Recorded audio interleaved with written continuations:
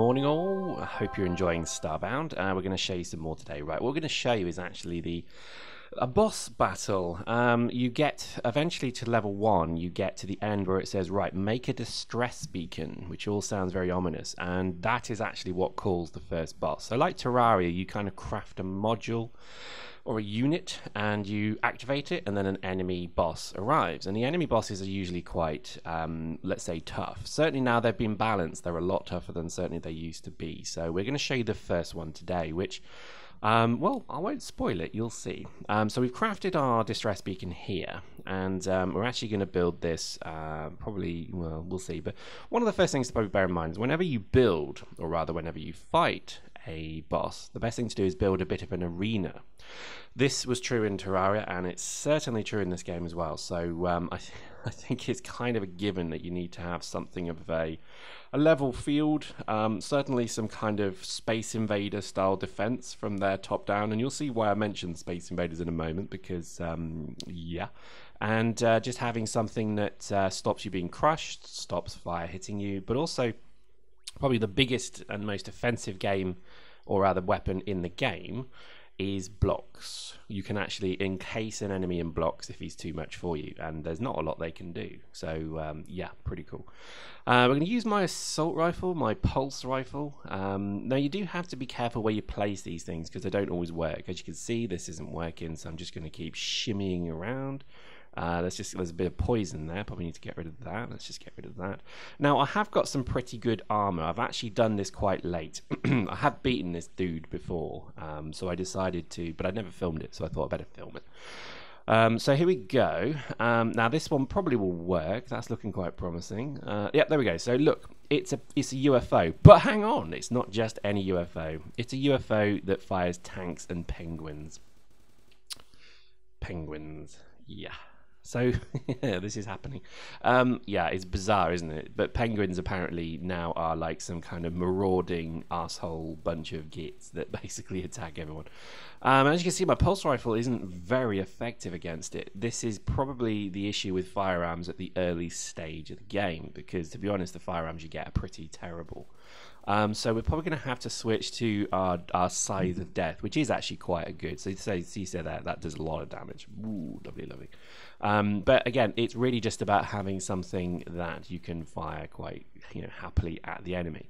If you're going to do this baddie, this boss, I would say using the iron bow and arrow is not a bad idea. But as you can see, using our tech, we're able to then just jump up and do massive damage with the scythe, which is kind of, I guess, the good thing about it. But again, don't disregard your defenses, and also just watch out for the warring military penguins. And I just said that, the warring military penguins. And yeah, this got very bizarre. So literally, when we first fought this this end of level baddie thingamajig, it took us about 4 tries, and we got killed continually because it was just so ridiculously unbalanced. But there we go, boom, dead. So we now pick up the molten core. Now the molten core is then used to craft the, I believe, metal workbench, or rather metal anvil thing, whatever it is. So you take your iron anvil, the molten core, and then you turn it into the metal workstation thing. You get a few things, so like the codexes are quite interesting. I've already got that, so I don't need that. But as you can see, that's given me 9. Well, it gave me 5 molten cores. Now I've only used 4. I've only used 1 before, so you actually do get quite a few of them, which is pretty awesome. And really, I think that's kind of it. So that's level 1. Right. Fast forward now. Let me show you level 2's boss, which is a robot. You see that you can create a robot. Naturally, your thoughts are, oh my god, I can create a robot that will fight with me and, fight for me, and I can just sit here and chill and sip mojitos in my spaceship while it goes and mines for me. No, this thing is obviously going to go bad. It's like some sort of, really bad 40s sci-fi creating a robot out of metal cylinders, and it's like, dude, it's going to go wrong. To build it, you just need lots of steel. Steel is basically iron blocks mixed with coal in a metalsmith's workshop, or a crafting bench, as you can see. And this gives you then a steel bar. And to be honest, you just need lots of steel bars and pixels. I would say, again, one of the key tips that I can give you here is once you have unlocked the refinery, don't refine any of your materials into bars. Leave them as the ore. okay, because you can turn it into the bars or you can turn it into pixels, so it saves you having to mess about finding pixels. That is probably the biggest advice I can give you in this entire game. So as you can see, I've got stacks of iron, not iron necessarily, but gold, certainly silver, copper, and so on. So I think, you know, as long as you can kind of just hold on to them, you'll never want for pixels again. And I almost said ISK. So there we go. But one of the trickiest things about building this robot is that you need a superior brain that you turn into an artificial brain that then becomes the robot's head. That is the only difficult part of this robot.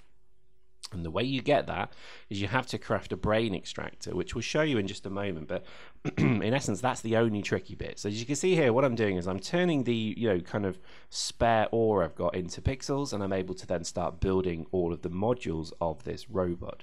So I can build its arms. Obviously, its arms have got great big effing claws on it, so that should have been a bit of a giveaway.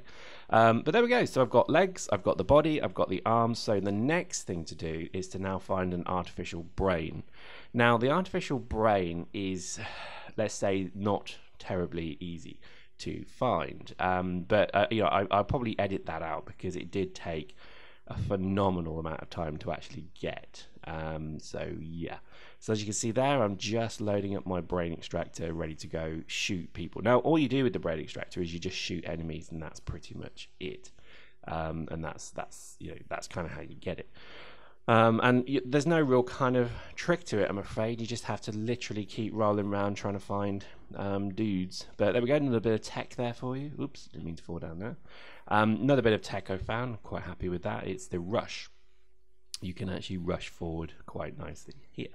Anyway, let me show you the extractor. It's really weak. It's not very, it's not very, yeah, look, it's pretty awful.